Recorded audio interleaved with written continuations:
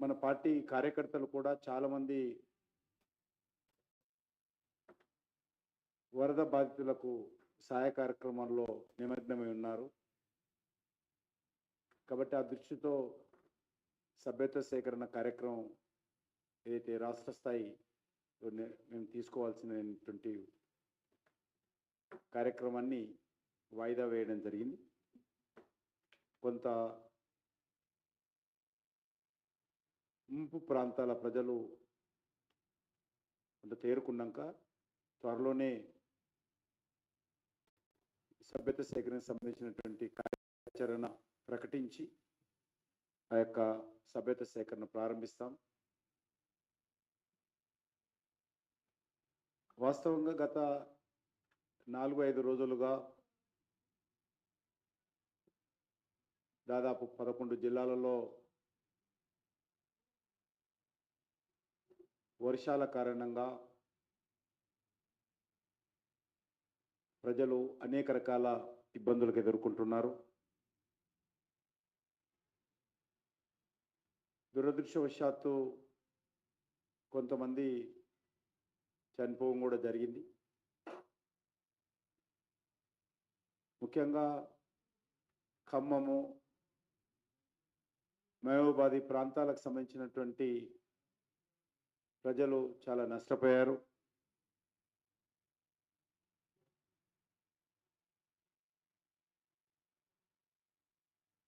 ఆస్తులు నష్టపోవడము, పంట పొలాలు నష్టపోవడము,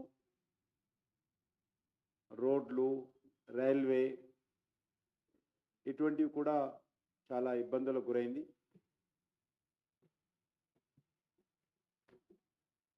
ఈ విషయము తెలియగానే ప్రధానమంత్రి గారు స్వయంగా రాష్ట్ర ముఖ్యమంత్రి గారితో మాట్లాడము, హోంశాఖ మంత్రి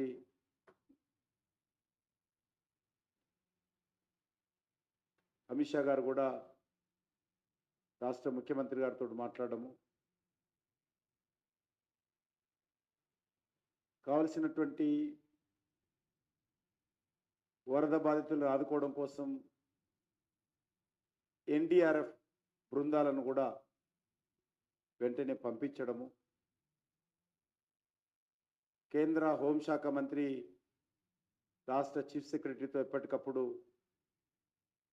అందుబాటులో ఉండి చర్చించడము, ఇటు ఆంధ్రప్రదేశ్, తెలంగాణ రెండు రాష్ట్రాలను కూడా ఎప్పటికప్పుడు సమీక్ష చేస్తారన్నారు.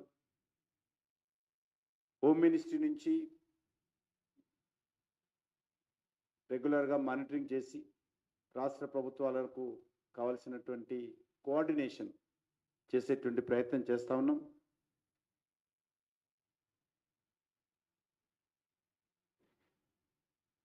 అంతేకాకుండా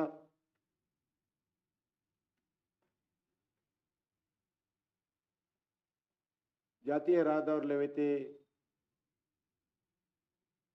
తెగిపోయాయో, రోడ్లు లేక దెబ్బతిన్నాయో వాటన్నిటిని కూడా వెంటనే మరమ్మతులు చేయాలని చెప్పి ప్రధానమంత్రి కార్యాలయము ఆదేశించడం జరిగింది. మేజర్గా తెలంగాణలో జాతీయ రహదారులు ప్రధానంగా ఖమ్మం ఉమ్మడి జిల్లాలలో, అదేవిధంగా వరంగల్ నుంచి అటు సైడు కొంత రైల్వేకి సంబంధించినటువంటి ట్రాక్స్ ఏవైతున్నాయో అవి కూడా కొంత దెబ్బతిన్నాయి. వాటిని కూడా యుద్ధ ప్రాతిపదిక మీద పునరుద్ధరించాలని వెంటనే ప్రయాణికులు రాకపోకలు కొనసాగించే విధంగా చర్యలు తీసుకోవాలని కూడా కేంద్రం ఆదేశించింది. ఇవి కూడా చాలా వేగవంతంగా ఎక్కడైతే నష్టపోయాయో జాతీయ రహదారులు కానీ రైల్వేస్ కానీ అవి కూడా పని జరుగుతున్నదనే విషయాన్ని కూడా ఈ సందర్భంగా మనయేస్తా ఉన్నాను. అనేక ప్రాంతాల్లో చిన్న చిన్న చెరువులు తెగిపోవడము, కొంత ముందస్తు హెచ్చరికలు చేసినప్పటికీ కూడా మరి కొంత ప్రాణ నష్టం జరగడము చాలా దురదృష్టకరం. ఆల్ ఇండియా ప్రెసిడెంట్ బీజేపీ జగత్ ప్రకాష్ నడ్డా గారు స్వయంగా నాతో మాట్లాడి వివరాలన్నీ తెలుసుకొని బీజేపీ కార్యకర్తలందరూ కూడా తాత్కాలికంగా ప్రజలకు ప్రభుత్వ యంత్రాంగం కోసం ఎదురు చూడకుండా స్థానికంగా ఎక్కడికక్కడ బాధితులను ఆదుకోవాలి, వాళ్ళని చిక్కుకున్నటువంటి ప్రజలను లోతట్టు ప్రాంతాల నుంచి తరలించే కార్యక్రమంలో భాగస్వాములు కావాలి. వాళ్ళకు కావాల్సినటువంటి ఆహారం కానీ మంచినీరు కానీ కూడా వెంటనే అందించేటువంటి ప్రయత్నంలో పార్టీ స్థానిక శాఖలు భాగస్వాములు కావాలని విజ్ఞప్తి చేయడం జరిగింది. చాలామంది మా పార్టీ అన్ని శాఖలు కూడా సేవాభావంతో ముంపు ప్రాంతాల్లో పర్యటించి తాగునీరు, ఆహార పొట్లాలు అందించడము, తాత్కాలికమైనటువంటి షెల్టర్స్ ఏర్పాటు ప్రభుత్వ యంత్రాంగానికి సహకరించడము, సురక్షిత ప్రాంతాలకు తరలించడం లాంటి కార్యక్రమాలు మా పార్టీ స్థానిక శాఖలు చేయడం జరిగింది.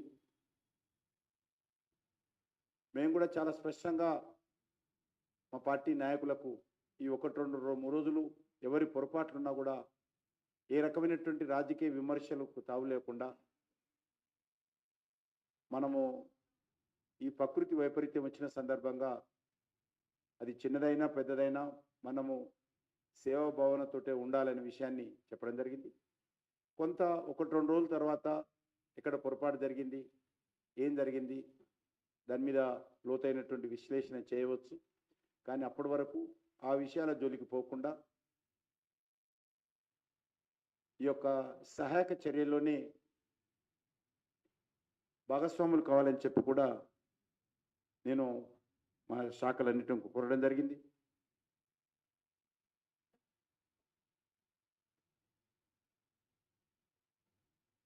చాలా గ్రామాలలో ప్రజలకు యుద్ధ ప్రాతిపదిక మీద ఈ సహకారం అందించాల్సినటువంటి అవసరం ఉందని చెప్పి ఇప్పటికీ నేను భావిస్తా ఉన్నాను. ఎవరైతే తాత్కాలికంగా రాష్ట్ర ప్రభుత్వం కూడా ఈరోజు డిజాస్టర్ రెస్పాన్స్ ఫండ్ ఏదైతే ఉంటుందో దానికి కేంద్ర ప్రభుత్వం కూడా నిధులు ఇస్తుంది. స్టేట్ డిజాస్టర్ రెస్పాన్స్ ఫండ్ అది రాష్ట్ర ప్రభుత్వం దగ్గర ఇప్పుడు నిధులు ఉన్నాయి, నిధుల కొరత లేదు. కాబట్టి వెంటనే తాత్కాలికంగా అన్ని రకాల అవసరాలకు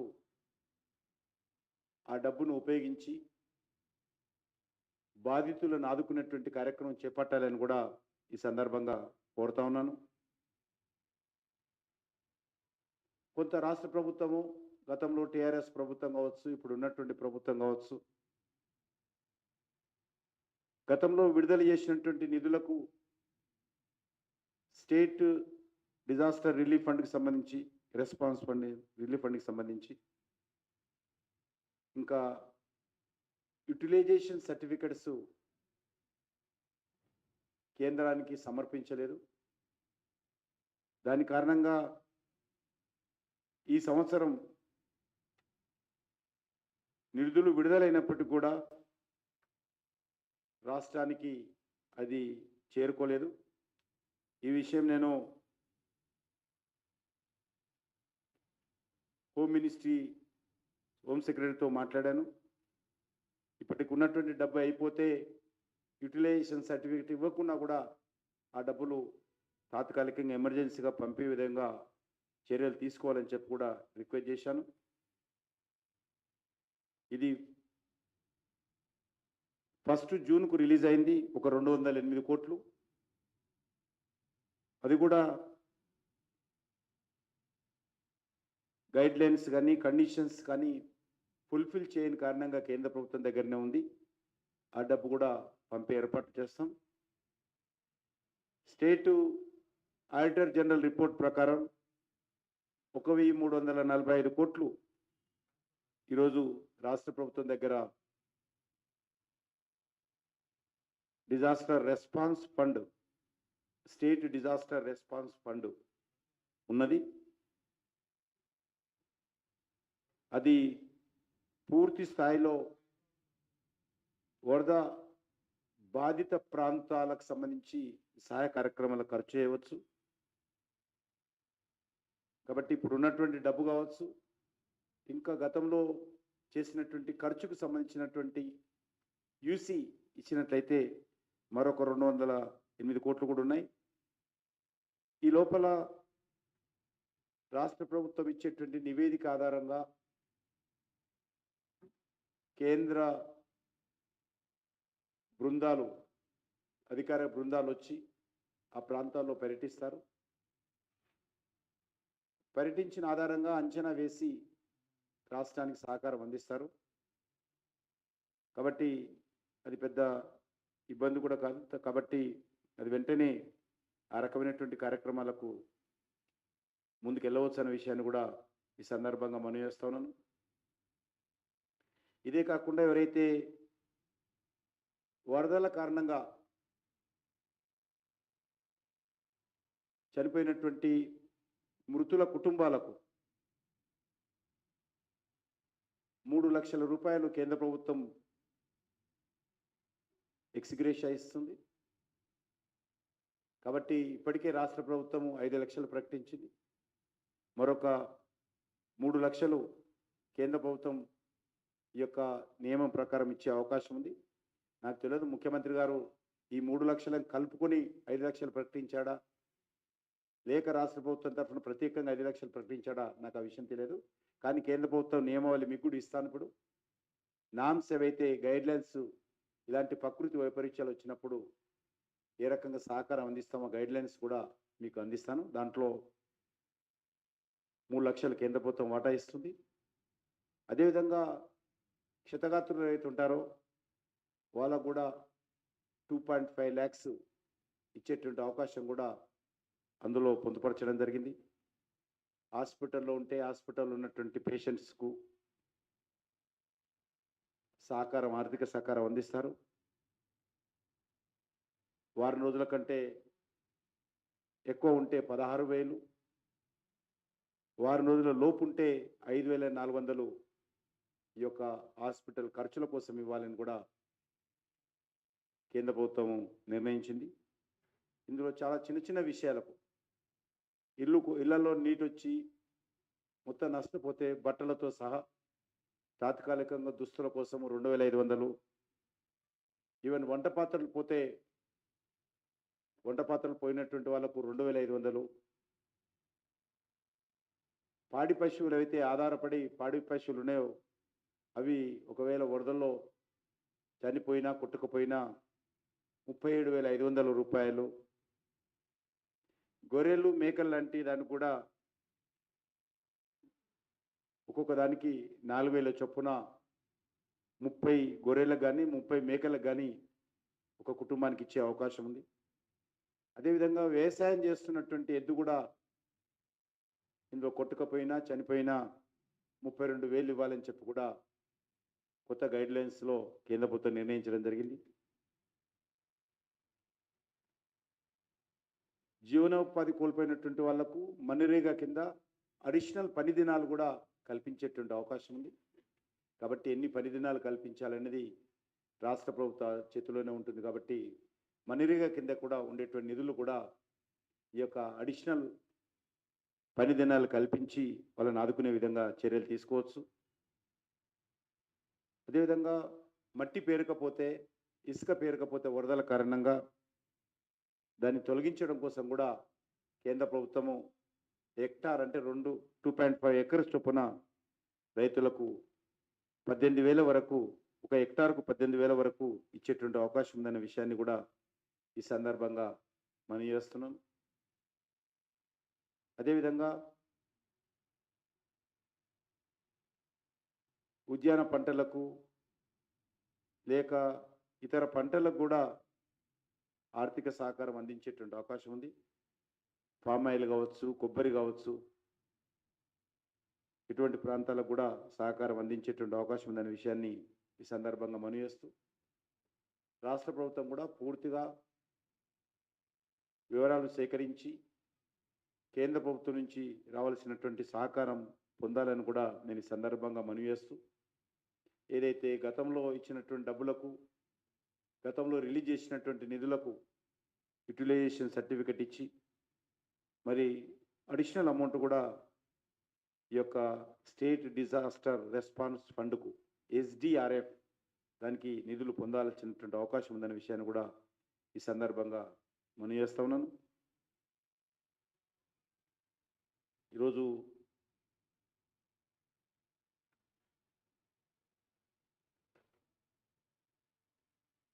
రాష్ట్ర ప్రభుత్వము అవసరమైనటువంటి అన్ని రకాల చర్యలు తీసుకోవాలి. ఎక్కడ కూడా అంటు వ్యాధులు సోకకుండా చర్యలు తీసుకోవాలి. దానికి కావాల్సినటువంటి మెడిసిన్స్ కానీ, డాక్టర్ల బృందాలు కానీ సిద్ధం చేయడం, వరదలు వచ్చినటువంటి ప్రాంతాలలో తాగునీటి సౌకర్యం కల్పించడము, ఇళ్లల్లో వరదల కారణంగా సర్వస్వం కోల్పోయినటువంటి వాళ్లకు ఆ ఇల్లు శుభ్రం చేయడం కానీ నుంచి మొదలు పెడితే వాళ్ళకు కావాల్సినటువంటి అన్ని రకాల వంట పాత్రలు కానీ, వంట సామాగ్రి కానీ కల్పించాల్సినటువంటి అవసరం ఉందనే విషయాన్ని ఈ సందర్భంగా మనం చేస్తాం.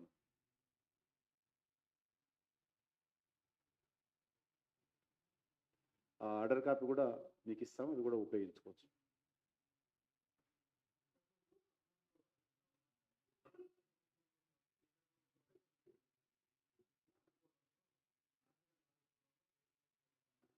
ఇక్కడ ఆర్థికంగా ఎట్లా ఎట్లా ఎట్లా అడుగుతాం? అలా అడగడం ఉందో నాకు అర్థం కాలేదు. అంటే క్లియర్గా కేటగిరికల్గా రాష్ట్ర ప్రభుత్వం దగ్గర డబ్బు ఉంది, కేంద్ర ప్రభుత్వాన్ని డిజాస్టర్ ఫండ్ కింద కేంద్ర ప్రభుత్వం నుంచి డబ్బుని ఖర్చు పెట్టుకోవాలి. తర్వాత కేంద్ర బృందాలు వస్తాయి, దానికి సంబంధించినటువంటి నివేదికలు తీసుకుపోయిన తర్వాత అడిషనల్ ఫండ్స్ ఇస్తాం.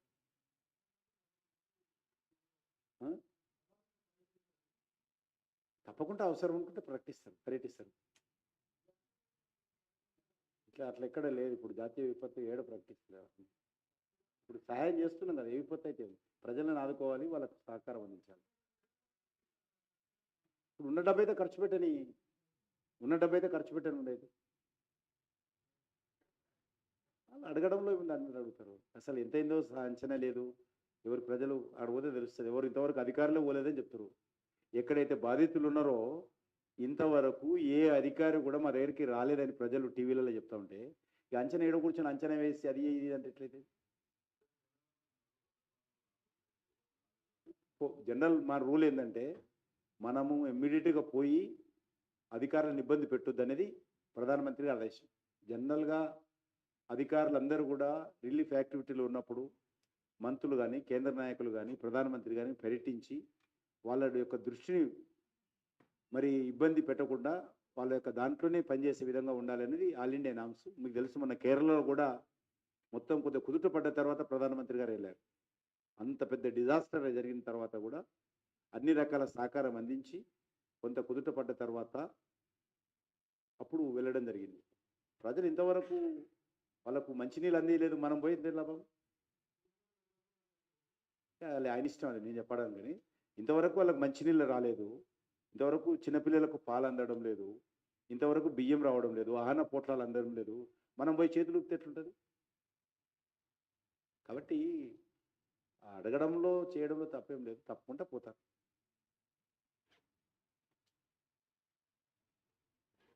ఇంకా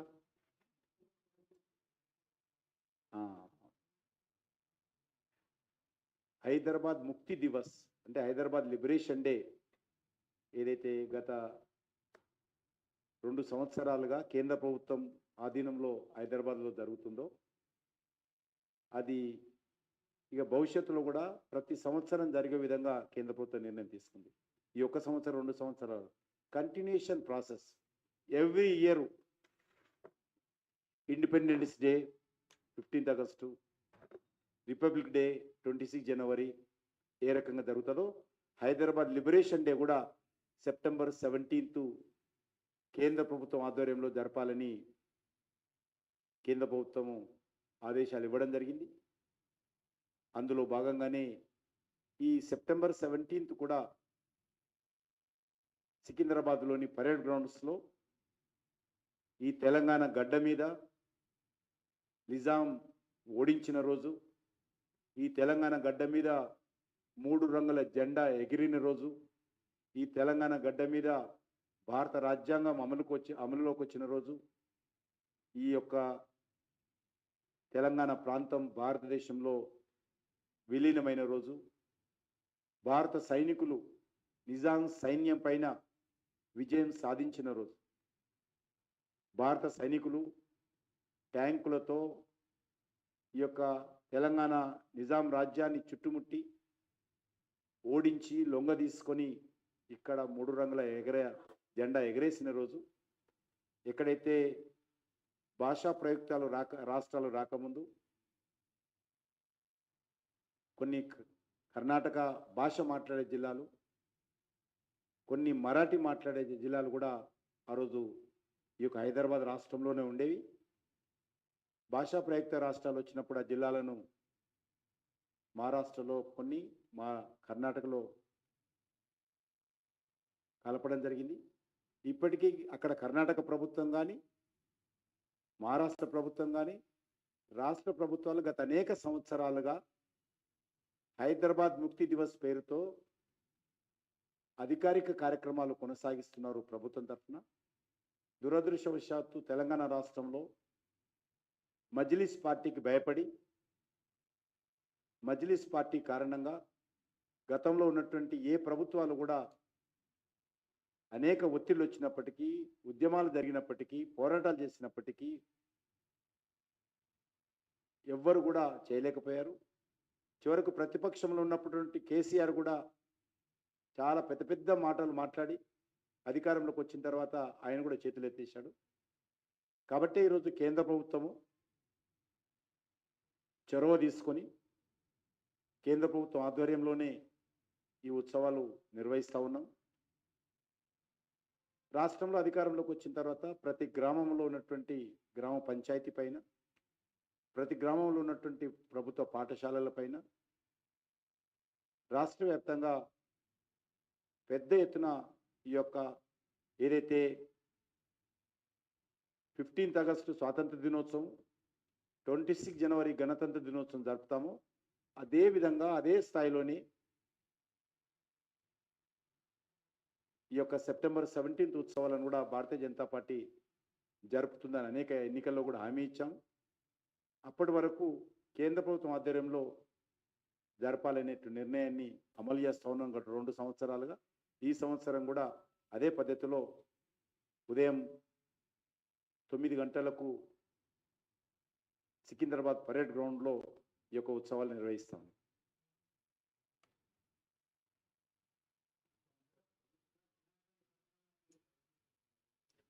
చాలా సంతోషం. ఏదైతే 1948 సెప్టెంబర్ 17 ఏదైతే ఆ రోజు ఇక్కడ జెండా ఎగిరిందో, సరిగ్గా ఆ రోజు కూడా ఈ యొక్క లిబరేషన్ డే అనేది రోజు కూడా ఈ యొక్క గణేష్ నిమజ్జనం జరిగింది. సరిగ్గా మళ్ళీ 75 సంవత్సరాల తర్వాత మళ్ళీ రోజు కలిసి వచ్చింది. 75 సంవత్సరాల క్రితము నిజాం లొంగిపోయిన రోజు కూడా సెప్టెంబర్ 17 గణేష్ నిమజ్జనం జరిగినటువంటి రోజు. 75 సంవత్సరాల తర్వాత మళ్ళీ సెప్టెంబర్ 17 గణేష్ నిమజ్జనం జరుగుతున్నటువంటి రోజు కలవడం యాదృచ్ఛికం, ప్రత్యేకత. కాబట్టి ఇంకా మరింత ఉత్సాహంగా కార్యక్రమాలు జరుపుతారు ఆ రోజు.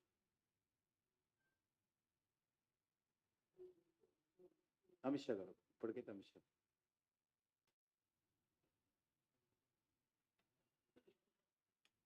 ఇవ్వండి. మీకు రిఫరెన్స్ కోసము ఎప్పటికైనా ఉపయోగపడుతుందని ఆ డాక్యుమెంట్ ఇస్తున్నాను నేను.